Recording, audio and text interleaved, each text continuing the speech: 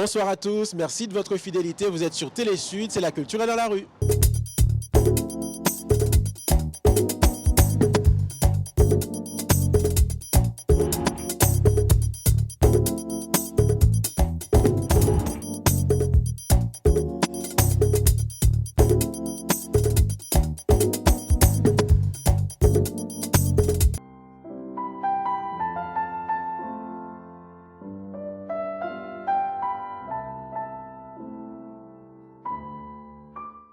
Bonsoir à tous, merci de votre fidélité. Vous êtes sur Télé Sud, c'est la culture est dans la rue. La culture est dans la rue ce soir au musée d'Aper, le musée d'Aper qui met en avant des pièces exceptionnelles à l'occasion de sa nouvelle exposition intitulée Chefs-d'œuvre d'Afrique. Chefs-d'œuvre d'Afrique, c'est la narration illustrée par les œuvres du travail de conservation et de transmission que mène le musée d'Aper depuis des décennies. Une exposition qui montre toute la richesse de l'art traditionnel africain.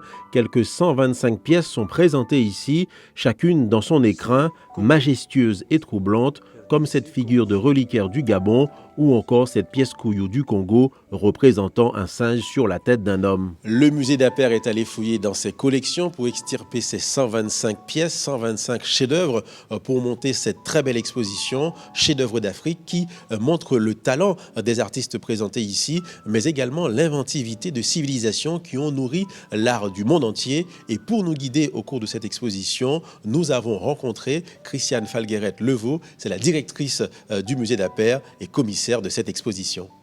J'ai souhaité organiser cette manifestation en hommage à Michel Levaux, qui est parti il y a maintenant 3 ans.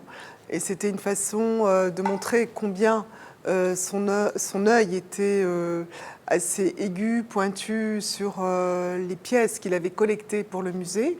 Ce musée existe il y a presque 30 ans, mais je dirais que c'est quelque chose d'extrêmement vivant et c'est aussi pour lui dire merci pour tout ce qu'il a fait.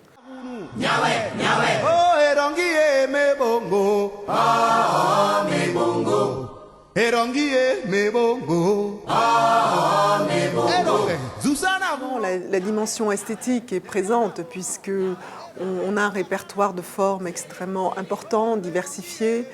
Il y a des formes à la fois naturalistes, avec les fangs par exemple, ou des pièces du Congo.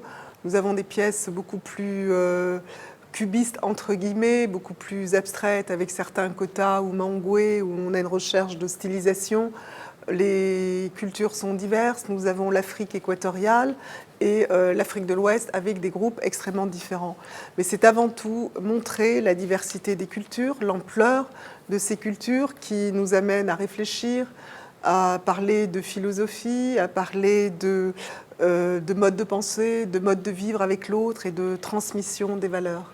Alors comment vous avez voulu l'organiser cette exposition? Il y a 2 sections, tout d'abord Afrique centrale puis Afrique de l'Ouest, c'est ça? Oui, alors j'ai regroupé parce que c'est vrai qu'une exposition, c'est un parcours. Nous avons quelque chose à dire aux visiteurs qui ne doit pas être perdu dans la déambulation devant les œuvres. Donc la première chose était, à partir de l'Afrique centrale, d'avoir des œuvres du Gabon, du Cameroun, en prenant comme point d'appui le culte des ancêtres, la relation avec l'autre monde, pour montrer que dans de nombreuses sociétés, il n'y a pas de séparation entre la vie et la mort et que ceux qui vivent, ceux qui restent, doivent être en contact avec les autres, les anciens, ceux qui sont partis, pour solliciter des conseils et également la protection.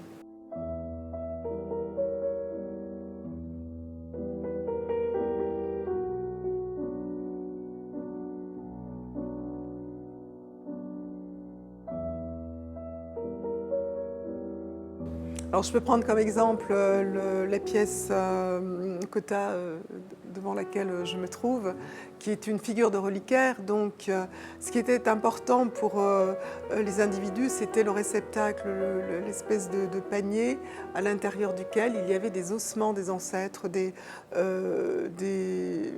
tibias, des crânes entiers ou des fragments de crâne avec du métal, des corilles, des éléments divers. Et là, on avait la puissance, la force des éléments éléments dans ce panier. Et au-dessus, une figure sculptée. Là, on a le métal.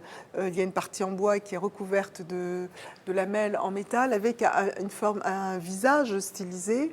Et puis la poignée symbolise en fait les bras, le corps, une partie du corps de la figure. Ce qui est intéressant, c'est que c'est une œuvre extrêmement aboutie. Quand je dis aboutie, quels que soient les modes de référent, on est dans quelque chose qui parle à la fois de l'art, mais aussi du vivant, du sensible, et de ce que l'art est là pour parler des croyances qui sont extrêmement fortes. C'est une œuvre qui a une expression forte quand on est devant. Tout à fait.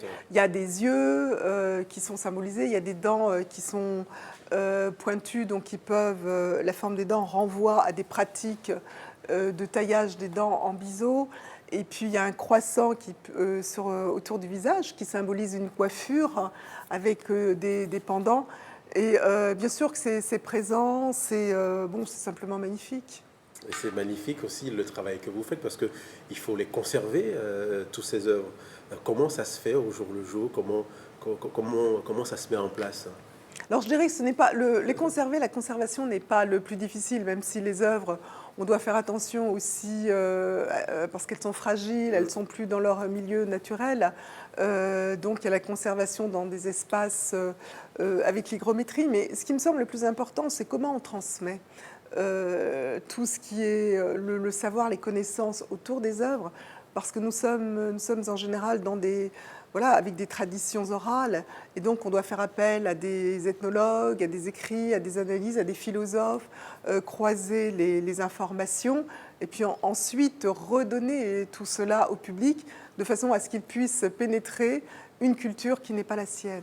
Alors vous avez dit aussi, pour expliquer la philosophie de l'exposition, c'est que vous exposez aussi en fonction des régions, mais en fonction aussi de parenté stylistique entre les œuvres. Là, par exemple, vous pouvez nous montrer deux œuvres entre lesquelles on peut montrer esthétiquement qu'il y a des liens, des choses comme ça. Oui, alors bon, là, c'est peut-être esthétique, et puis je dirais aussi des croyances, j'y reviens, parce que la fonction d'un objet, ce qui est intéressant, c'est qu'on peut avoir un peuple, un groupe qui a un culte des ancêtres qui ne sera pas tout à fait le même que celui du peuple voisin, parce qu'on a chez les Kota et chez les Fang ce culte des ancêtres, mais qui ne se traduit pas du tout avec la même problématique. Alors là, avec les Kota, on a les Maongwe. Nous avons une sculpture Maongwe, donc un autre peuple du Gabon qui aussi à son culte des ancêtres, et l'on dit que ce sont certaines figures Kota auraient été sculptées par les Maongwe pour leurs voisins. Donc nous avons des rencontres, des échanges. Quand on nous dit bah oui, on ne connaît pas les sculptures, on n'a pas les noms, les Occidentaux qui ont emporté les objets ne se donnaient pas la peine de poser la question qui avait fait cette œuvre ou quel était le nom. On parle d'atelier de temps en temps, mais un atelier, c'est un groupe. Alors que les sculpteurs ou les forgerons, parce que là, on est quand même dans le métal, donc on a sculpteurs et forgerons, avaient un nom, étaient connus et pouvaient voyager dans un village voisin pour créer, pour une cérémonie particulière ou pour un clan particulier, parce que ces figures de reliquaires n'appartenaient pas à un individu, mais appartenaient à un groupe, à un clan qui vénérait ses ancêtres, l'ancêtre ou les ancêtres communs au groupe. Ces statuettes Fan et ces pièces Kota du Gabon recouvertes de laiton étaient une spécificité des peuples du haut bassin de l'Ogooué. Originales et fortes, elles mettent en relief la dextérité et le talent des forgerons. Elles avaient été présentées pour certaines lors de l'exposition Gabon Présence des Esprits en 2007. Michel Levaux, fondateur de la Fondation Dapper et du musée disparu en 2012, y avait consacré un texte qu'on retrouve dans le catalogue de l'exposition Chefs-d'œuvre d'Afrique. Il y a une grande variété d'objets dans cette exposition, comme sait le faire le musée Dapper. Et puis, en poursuivant votre découverte, vous tomberez sur un chef-d'œuvre sublime, la princesse Bangwa, 85 cm de beauté, son port altier, ses insignes d'un rang élevé, ses seins volumineux, c'est le coup de cœur de Christiane Falgueret-Levaux. Moi, j'adore cette sculpture parce que, bon, à la fois, bien sûr, c'est une œuvre iconique. Elle a appartenu, à de grandes de figures, quoi, comme Raton et autres. Mais c'est pas ça qui est important. Ce qui est important, c'est la dynamique qu'il y a dans. Elle est vivante. Elle est vivante. C'est un corps de femme avec d'énormes seins parce qu'elle symbolise une femme féconde, une femme qui a eu des jumeaux, donc qui a allaité donc les enfants. Elle a dans la main une sorte de voilà d'instrument de musique. Elle a des bracelets, elle a des parures, elle est complètement décorée. Et puis cette tête qui est légèrement déportée vers l'arrière suit un petit peu le mouvement, le déhanchement des cuisses extrêmement puissantes avec un bassin. Cette figure, cette sculpture, elle est en train de danser. Et elle faisait partie, donc c'est une figure royale, c'est une princesse, la princesse Bangwa, comme se plaît à les appeler les ethnologues. De quelle région Alors, Bangwa, Cameroun. D'accord. Donc en fait, Grassfield.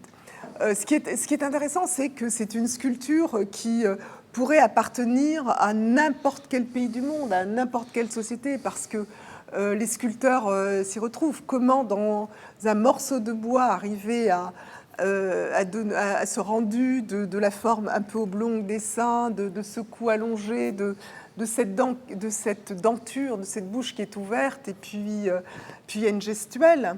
Et ça, c'est quand même très révélateur je dirais, d'une maîtrise très très grande, parce que souvent les sculptures sont beaucoup plus figées, on le voit pour les autres, il y a des codes, hein, donc elles sont debout, elles sont un peu statiques, même si le visage est magnifique pour une sculpture Couillou ou pour d'autres œuvres, mais la princesse Bangwa, elle irradie.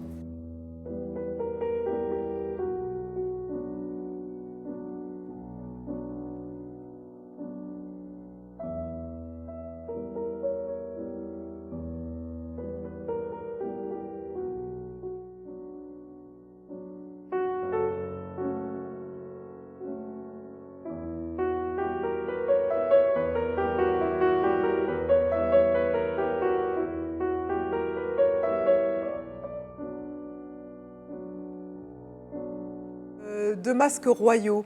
Ils sont énormes, hein, ils sont très, très puissants. Et ce qui est intéressant, c'est que, bon, ils sont plus gros qu'une tête, mais c'était le roi qui portait durant l'une des cérémonies d'intronisation ce type de masque. Et il y a une légende très intéressante qui rapporte qu'un roi, Micomibule, aurait été pris de folie parce qu'il avait assassiné le roi, son prédécesseur, et donc il ne pouvait pas dormir, il avait des maux de tête terribles, et il aurait été soigné par un individu d'un groupe pygmé. Je dis pygmé entre guillemets parce que le terme aujourd'hui est très contesté, il faut le rappeler. Qui l'aurait soigné, parce qu'on sait qu'il y avait des thérapeutiques. Alors là, on est dans un objet qui, à la fois, est un objet de pouvoir, signe du roi, mais quelque part, ça l'a soigné, puisque quand il le portait, il le mettait sur son corps, il était masqué, on ne le voyait plus. Voilà, donc la raison revenait, il se sentait mieux, il pouvait danser, il pouvait exister. Donc il y a une valeur thérapeutique, une valeur magique, donc d'un objet qui permet au roi de sortir des ténèbres de la folie. Alors ce qui est important de dire aussi, c'est que l'objet, le bois est travaillé par le sculpteur, mais l'objet lui-même, que ce soit chez les Congos ou chez les Kuba, c'est qu'on rajoute des choses, on rajoute de la matière sacrificielle, et donc c'est l'officiant, le prêtre, le devin, qui rajoute de la matière, des libations, qui peut rajouter un peu de métal, du tissu. Donc l'objet va prendre aussi, continuer sa forme grâce à la participation d'un personnage qui relève du sacré, quoi, qui va manipuler les forces sacrées, qui va activer l'objet. C'est pour ça que le front, quand j'ai dit que le roi avait été soigné par un homme d'un groupe Tswa, donc d'un groupe pygmé entre guillemets, on dit que le front renverrait un petit peu à la morphologie de celui qui avait soigné. Ça, je n'en sais rien. On a toujours ce front très protubérant sous lequel se placent les yeux, quoi, on ne voit pas. Le regard est quasiment... Il est intériorisé, il n'est pas absent, il est à l'intérieur. Bamana, Baoulé, Fan, Akan, Dogon, les plus grandes aires culturelles africaines sont représentées dans cette exposition qui met donc l'accent sur l'esthétique évidente de ces pièces uniques, mais comme on vient de l'entendre, sur l'histoire et la mythologie. Il est aussi question de l'utilisation de ces objets dans les cérémonies religieuses, puisque le sacré transforme l'objet, lui donne son âme en quelque sorte. Donc là, on va au premier étage. Oui. C'est une autre partie de l'exposition. Oui, c'est la deuxième partie avec l'Afrique de l'Ouest. Et dans cette partie-là, comment ça s'est organisé? C'est toujours la même philosophie, trouver des parentés, parler de la fonction de l'œuvre? Oui, tout à fait. Alors avec l'Afrique de l'Ouest, j'ai privilégié à la fois l'initiation et puis la relation avec le monde, aussi le monde surnaturel, mais là, du point de vue aussi de l'histoire, de la mythologie, ce que l'on a avec les Dogons, par exemple. Alors, bon, je vais peut-être commencer par cette œuvre qui a le bras levé. Donc, c'est une œuvre soninké. Donc, c'est antérieur aux Dogons qui sont arrivés vers la fin du XVe siècle, 15e, 16e siècle dans la région des falaises de Bandiagara. Et donc, cette pièce en bois a été datée du Xe siècle. Alors, ce qui est très... C'est la pièce la plus ancienne que vous Oui, ayez? c'est la pièce même que l'on connaisse, hein, en bois. On peut dater, les terres cuites sont plus anciennes, mais en bois, on a pratiquement très peu de pièces. Donc ça, c'est la pièce la plus ancienne que l'on connaisse? Oui, alors peut-être que, que l'on connaisse, peut-être qu'il y en a d'autres, c'est possible. Enfin, moi, je n'en connais pas d'autres. Alors, ce qui est intéressant, c'est une sorte de pieu, hein, elle se termine, elle était plantée, donc c'est un autel avec une tête, qui est extraordinaire parce qu'on a l'impression presque d'une tête assyrienne, avec cette barbe, avec un peu allongée. Elle peut venir de n'importe où. Je ne fais pas le lien entre les cultures, attention. Hein. Je ne fais pas Charanta Diop. Hein. Non, je dis simplement du point de vue esthétique, elle pourrait venir voilà, n'importe quelle région du monde, et c'est ce qui est intéressant. Et le bras levé, on l'a aussi dans des pièces Dogon, qui est une gestuelle qui signifierait... C'est une sorte d'invocation, invocation pour faire tomber la pluie, parce qu'on est effectivement au Mali, en région très très sèche, aride, et qui, effectivement, on a besoin de l'eau pour les récoltes. Et là, donc, on est dans un univers, je dirais, avec l'environnement, avec cette relation rituelle avec la nature, parce que l'homme fait partie de cet univers et c'est une alliance. Donc, c'est un peu ce qu'on retrouve ici. Donc c'est l'une des pièces qui vous, qui vous frappe oui, le parce plus. qu'elle est à la fois très schématique, parce que là, je ne dirais même pas stylisé, c'est schématique, c'est un pieu. Mais un pieu surmonté d'une planche, quoi, surmonté... Avec l'expression quand même d'un visage. Voilà, d'un visage magnifique, quoi.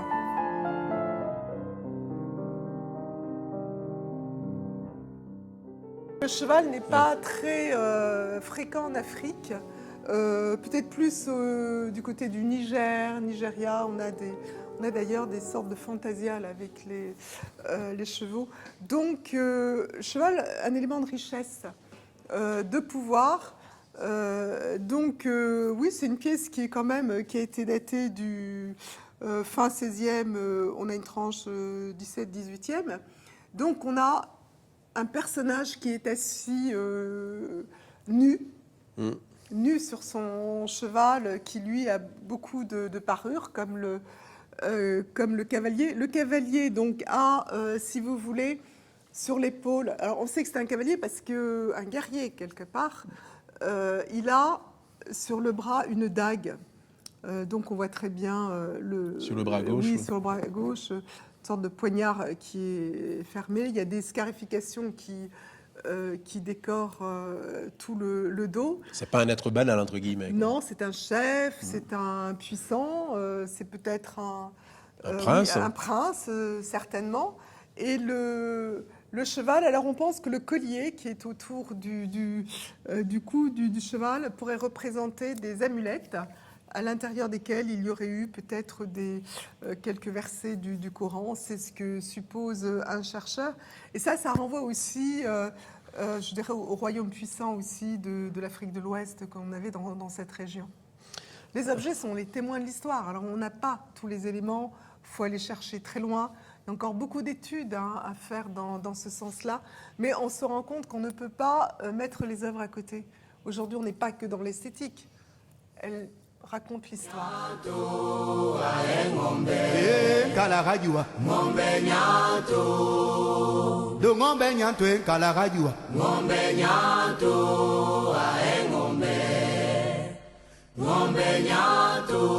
erongie me bongo. Ah, me bongo. Erongie me bongo. Ah, me bongo. Erongie me bongo. Ah, me bongo. Erongie me bongo. Ah, me bongo. Tu sana guno. Nyabe, nyabe. Endana guno. Nyabe, nyabe. Yagana gunu. Là, c'est une exposition générale qui, à la fois, devait constituer un hommage à Michel Levaux, puisque c'est quand même lui qui a fait le musée, c'est lui qui a acquis ses œuvres pour les présenter au public. Il a voulu que ce soit le plus représentatif, le plus symbolique aussi. Et puis, d'autre part, il fallait que je puisse les mettre ensemble. Parce que les œuvres doivent cohabiter. Quand on constate que ça fonctionne, ça veut dire que vous pouvez aller de l'une à l'autre et que chaque œuvre trouve sa place dans le lieu.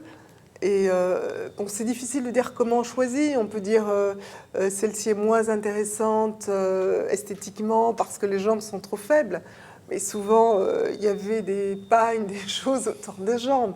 Et les objets ont perdu au cours du temps. Alors, on va essayer d'éclairer un peu plus en haut. On a des subterfuges quand même pour mettre tout ça en avant. Puis parfois, on retire parce qu'on se dit qu'on s'est trompé. Nous avons travaillé, toutes les expositions ont été, pour la plupart, conçues, organisées par nous. Il y a eu quelques expositions qui sont dues à des commissaires extérieurs, mais très peu. Alors c'est vrai qu'on travaille aussi avec des personnes qui nous conseillent sur le choix de telle ou telle œuvre, qui vont nous dire aussi chez tel collectionneur, il y a tel objet qui pourrait convenir. Donc ce n'est pas un travail de solitaire, ça ce ne serait pas possible d'ailleurs. Parce que pour bien faire, il faut comparer, on ne peut pas tout savoir. Mais je crois que le but pour nous, c'était la transmission. Donc c'est une des vocations de ce musée, transmettre et aussi donner de la dignité, parce que les discours que l'on a tenus et que l'on tient peut-être encore plus aujourd'hui sur l'Afrique, les Africains, moi je trouve ça extrêmement dérangeant.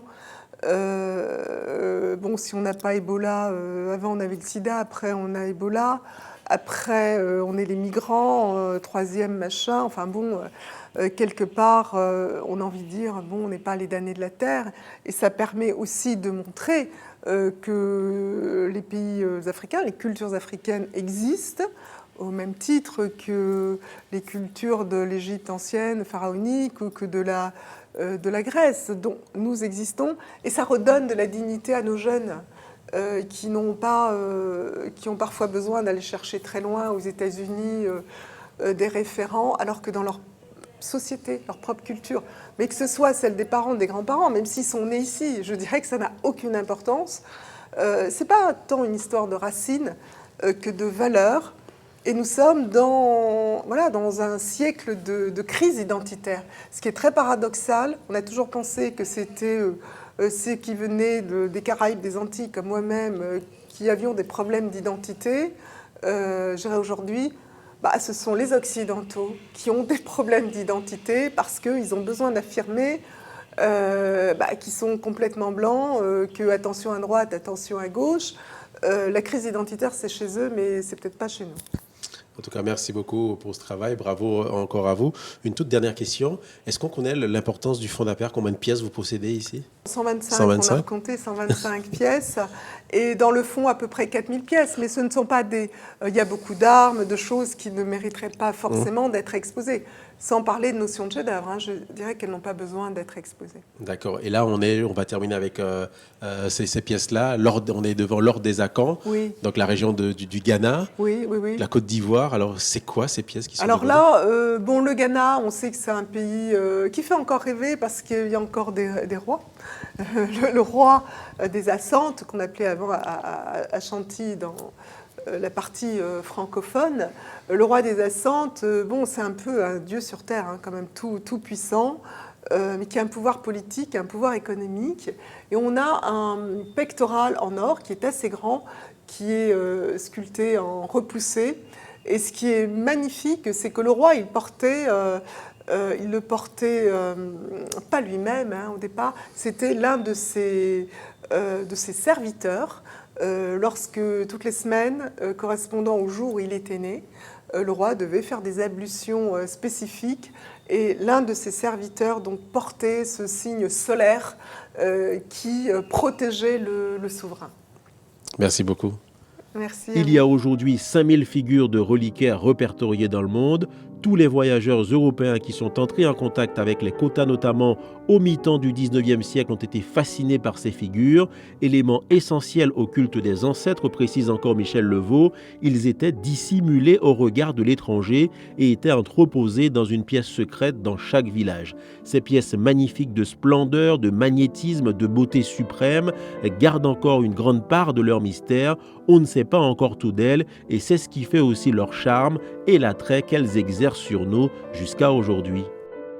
Voilà, donc cette émission touche à sa fin. On était donc au musée d'Aper et c'est devant cette très belle statue du roi Glélé de la culture fon du Bénin qu'on se quitte pour la fin de cette émission.